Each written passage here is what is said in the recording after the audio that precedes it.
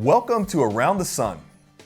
I'm your host, Keith Gill, Commissioner of the Sun Belt Conference.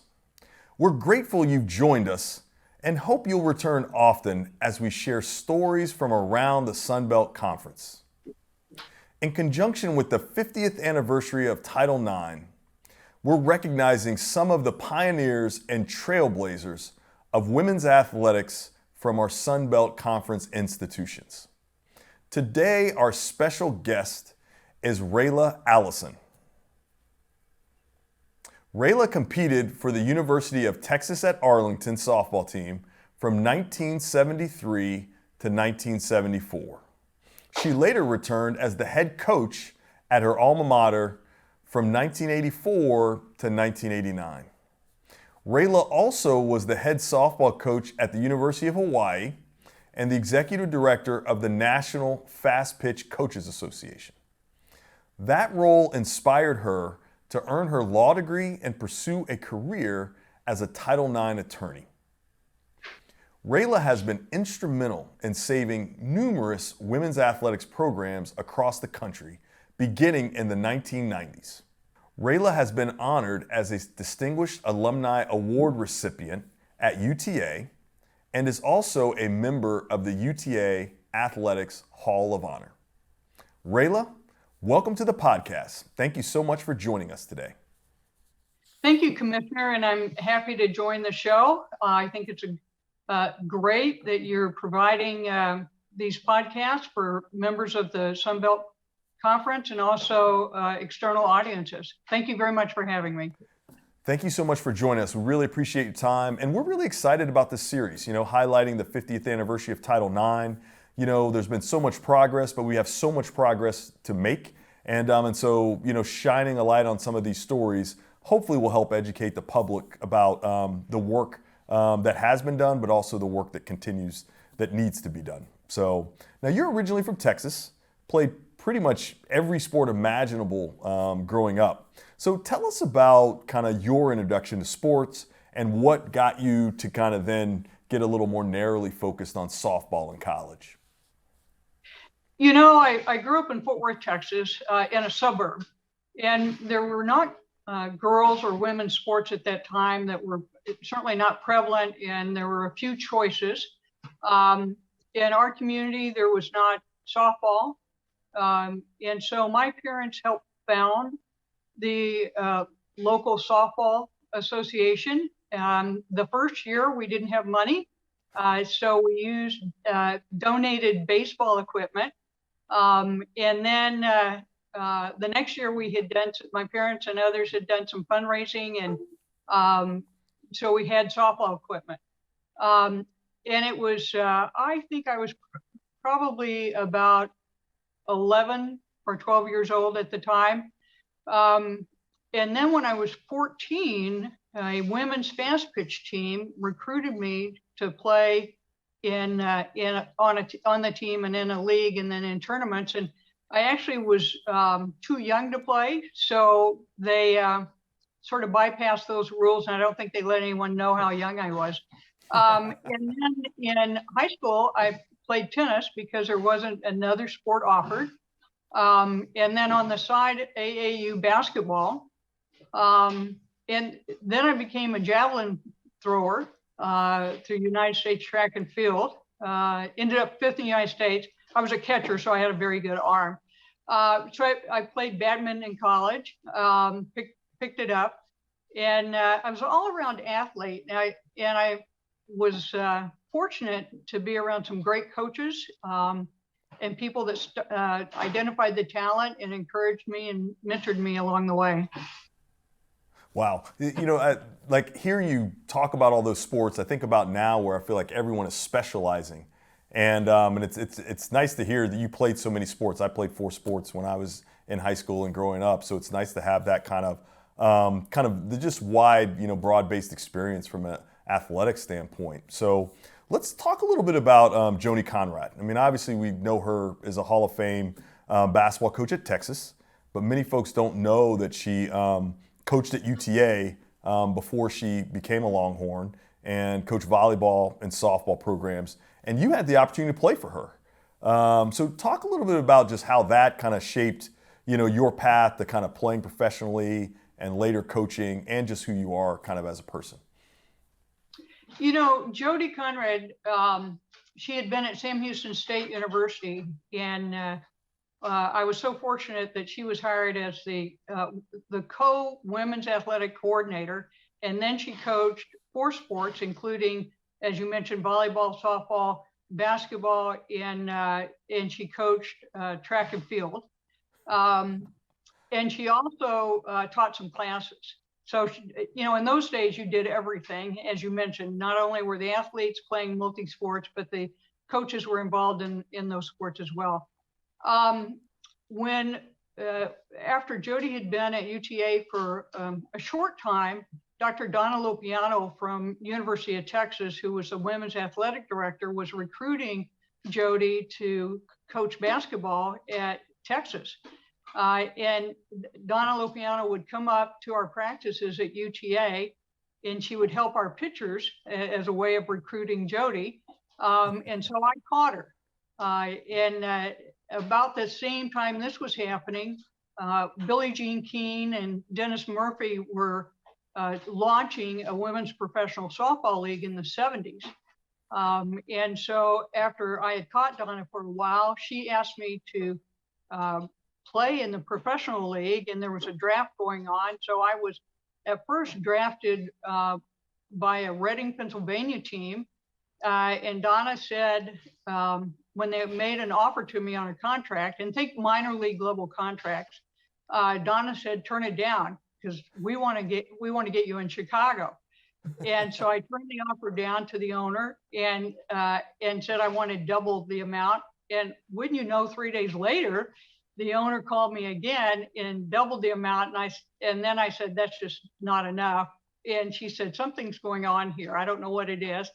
And sure enough, I was picked up by Chicago and caught Donna Lopiano in that league, and was traded to Connecticut, who won 4 World Series in that league. And as a side note, Donna was very successful in her recruiting methods, and Jodi went to the University of Texas, and her history, her Hall of Fame history is it's one of the best in the game of basketball, men's or women's basketball. Yeah, I mean, obviously she's an absolute giant, and then I'm actually impressed that before you actually became an attorney, you were already a practicing attorney because you got your contract doubled twice. So that's also, pretty impressive as well. Yeah, that was good negotiating skills I learned from Donna Lopiano. That's so awesome. And so talk a little bit about coming back to UTA then as the coach. So obviously play for obviously one of the giants in college athletics generally, and then you get the opportunity to follow in her footsteps and be the head coach at your alma mater. When I was playing in Connecticut, I started coaching at a Division III university, Wesleyan University, and I wanted to return home to Texas. The University of Texas, Arlington softball position opened up. And so I applied, and they hired me to coach. And it's interesting, in those days, women's coaches did a number of things. Of course, it's changed. But I was hired as a head softball coach. I was to keep the field. I also was to recruit for volleyball and basketball, and I taught physical education activity classes. Wow. But I was thrilled. And I was coaching in the sport that I had excelled at an international level. So I also had great mentors. You can't get better than Joni Conrad, and another mentor was Dr. Carla Lowry. So my return to my alma mater, it was coming home. It was in the sport that was my favorite sport. And so it was just a perfect life for me at that time. Wow, that's great. And then, it's interesting. So you also coached at Hawaii. So went there after UTA, which I think all of us have always said we would do whatever we could to work in Hawaii, which is so interesting. And then later you became the executive director of the National Fastpitch Coaches Association. And you have an interesting story about kind of what happened to you in the middle of that interview process. Can you tell us about that moment and how that kind of changed the trajectory of your life? Yes, I was at the College World Series in Oklahoma City, and I had interviewed for the executive. It was the first full-time executive director position for the Coaches Association. I had interviewed and had been offered and accepted the position.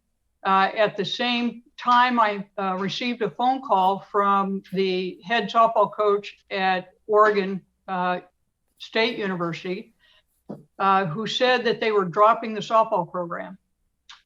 So I called Donna Lopiano, who is now was still with the Texas, and I said, who can I talk to about a program being dropped, and what are the legal recourses that could be taken? And she suggested I call the Women's National Law Center. So I received advice. I then, if you're going to drop a program, it doesn't matter what sport it is, don't do it at the national championship in the sport. So I then gathered information about Oregon State University, the imbalance that they had in participation as well as funding. And they really needed to not drop a women's sport, but also add. In fact, it would have taken 3.5 sports to get to the numbers that they needed for participation. I also contacted, once I had that information, I contacted the local news media, print, TV, and radio. And in the release that I had created under the Coaching Association name, gave the facts, the numbers in terms of participation and funding. And said that it appeared that Oregon State University was out of compliance with Title IX. I also had coaches at the World Series write letters and fax them, because we didn't have internet at the time, fax them to the president of the university and the athletic director. And I had a call from the athletic director, actually it was the general counsel for the university, asking me to stop the coaches from faxing the letters. They reinstated the program. It had been announced and was published in the paper. They were dropping it. They reinstated the program within 2 weeks, and that spurred my interest in pursuing a law degree. Oh, wow. That's outstanding. And then talk a little bit about, obviously your work there advocating to create those participation opportunities, and then, the job at the NFCA. That's kind of what led you to law school. Right.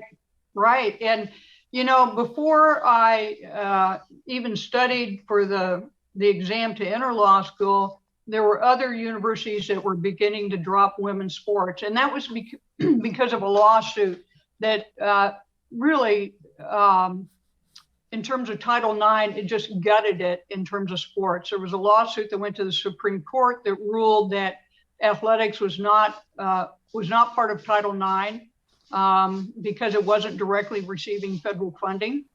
And so a number of women's programs which had been initiated after the passage of Title IX were being dropped. And I was working with a number of universities and coaches that were trying to drop programs or had dropped programs to get them reinstated. And so I just decided to pursue the law degree. And attended a law school in Minneapolis, received my degree, and then it changed from dropping women's sports programs once the Restoration Act was passed to adding women's sports program. And the Coaching Association became very active at the direction of the board in many of these situations. So we provided resources to college conferences, reached out to all the commissioners of college conferences that, of course, I would get the data and it would show that they needed to add women's participation. And then I would say we would offer a resource in terms of the coaches and what would be the playing partners for them, what was the primary recruiting area, what was the budget that they should expect to fund for a program. And it switched from dropping programs to adding programs. And it not only included Fastpitch at the college level, extended to some other programs as well. I was involved in a case with Texas Tech University, and they ended up adding 3 women's programs at that university. Yeah, and can you talk a little bit about just the pride you feel in, obviously you know how sport has impacted you and how those opportunities really shaped your life, and now you've spent just the better part of your kind of professional career creating and saving opportunities so that other people can have kind of what you experienced. Just how has that kind of made you feel? You know, I don't know where it is in my personality and character, but I can't stand injustice, and it does. Whether it's gender discrimination or racial discrimination, or based on national origin, I just can't stand it. And so I want to correct that situation. And when those opportunities have come along that I could throw in my expertise and help, I feel not only proud about it, but I see the people that had been on the lacking side now having those opportunities. And I feel satisfied. And I like following what has happened to them. I've been involved in starting programs in the state of Washington. We took a strategy in Louisiana to go after the largest high school districts in that state. There were and those schools that were out of compliance, to turning that around where they added sports. To the state of Florida, we added softball. In the state of Texas, I and some other people were instrumental to adding fast pitch. So I take a great deal of pride. The basis of that, though, is from knowing how much I benefited from my involvement in sport, that provided confidence and skill development and character development that I used throughout my life in a variety of ways. And I know that other girls and women can enjoy that. I also, it's not just about girls and women. I represented coaches at a university in California, Division I university, where the balance was just the opposite, where men were the underserved. And I helped start a program at a Division I university there to help the men. So it's not just, it can't be limited to one or the other gender. It's both, and it can't be limited to one race or one religion or one national origin. It's all of the above, and it's all about bringing justice where there's inequities. Yeah, that's such an interesting a reminder for us, because I do think we always think about the imbalances in terms of women's sports, and hearing you talk about, you know, kind of finding some opportunities for men at that school in California is a good reminder to all of us. It's about trying to create opportunities for everyone and make sure that we do that in a way that's fair and equitable. So now talk a little bit about, like, what do you feel when you see the College World Series, the Women's College World Series today in softball? And I just think back, we've just gone through some conference expansion here in the Sun Belt. James Madison University is going to be part of our conference now. They just had an incredible, College World Series softball run in Odyssey Alexander, and we have great softball here in the Sun Belt. We've had 4 teams in the NCAA tournament last year, and Louisiana has always been a national power. So when you see the College World Series and you see kind of how that sport has progressed now, how does that make you feel, and what kind of goes through your mind? It's all about the progression, the gaining equitable rights. It's also about what the players and coaches and athletes are experiencing in a championship. When I was a player in college, we played in physical education uniforms. And what we changed was, if we're playing softball, we had the baseball sleeves underneath and the stirrup socks. If we're playing basketball, there were no sleeves, and it was the stirrup socks, in those days. To where it's nationally televised. The College World Series in softball is nationally televised. We have packed crowds. Yet you had mentioned earlier that we still have a long way to go. So at the stadium where the College World Series is hosted, there needs to be adequate locker room space, adequate batting cages, warm-up areas leading right to the dugout, bathrooms available to the athletes so they don't have to go somewhere else. And so I see how far we've come from playing in physical education uniforms to the greatness of the game and the athletes and how powerful and wonderful they are, to also recognizing and acknowledging we still have strides to make. Yeah, and just to kind of expound on that a little bit, because obviously we're here celebrating the 50th anniversary of Title IX. When you think about that progress, how important is that law and the landmark law, Title IX, to really facilitating that process that you just described? You know, when the law was passed, only 1 in 27 girls played high school athletics. And the law is not just about sports. It applies to any educational opportunity, whether it's scholastic sports, down to the elementary, down to pre-K, and through college and postdoc. And so it was 1 in 27 that were playing sports. Today, the participation level is just under 50% for women at the college level. We're still receiving about a third to 40% of the funding in the college level. And of course, there's a complex legal analysis of that. It's not dollar for dollar, because some sports are cost more to equip and for travel and to field in the facilities. So we still have a ways to go. It also affects the college coaches. And so there's 2 parts to Title IX under coaching, is that the athletes receive equitable coaching. That means they're experiencing success and training. But the second part of that is that the coaches, in terms of their compensation, their treatment, their office. I remember there was a great Title IX case, landmark case, where the women's college basketball coach at a Division I university's office was a broom closet under the stairs.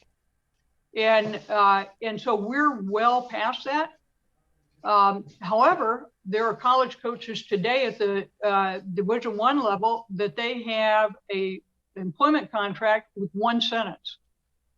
It doesn't spell out all the other things that go into a contract. And so we have a great deal of strides to make. It also has affected, when you think about, we're at the highest number of female participation in scholastic and college sports than we ever been, though there needs to be growth. Think about all the benefits you received from your sport participation. I received from my sport participation, which carried over to our life and our careers.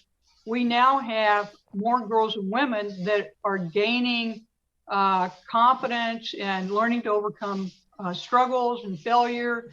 They have success, which begets later success. And so we're seeing, for the health of the nation, and it's just not about sports, there's other activities that this is true, that when they have those opportunities, they can translate that into success in other ways, in careers and industries and politics and medicine. And so we're benefiting as a nation to have both sexes that are gaining capabilities and skills that they can use for our country. Yeah, I can't agree with you more about the confidence piece. You know, I just think about how sports has helped me with my confidence throughout my life, and obviously the lessons that it's taught you and kind of that point. You're so right. These opportunities carry us through in life and certainly give us skills and experience that are really helpful to us throughout our entire lives. So, well, thank you so much for joining us today and sharing your story. We really appreciate it. You've obviously made such a huge difference in the lives of so many, preserving opportunities, obviously being a teacher when you were a coach, but certainly, you know, in your kind of second career as a lawyer, you know, saving opportunities and providing them. So we really appreciate you taking the time to join us today. It was my pleasure, Commissioner, and I wish you the very best. And I would imagine your story of how you became Commissioner started with your involvement in sports. So it's so nice to have these types of stories shared with your audience. Thank you very much. Yeah, thank you, and I appreciate those kind words. So thank you so much.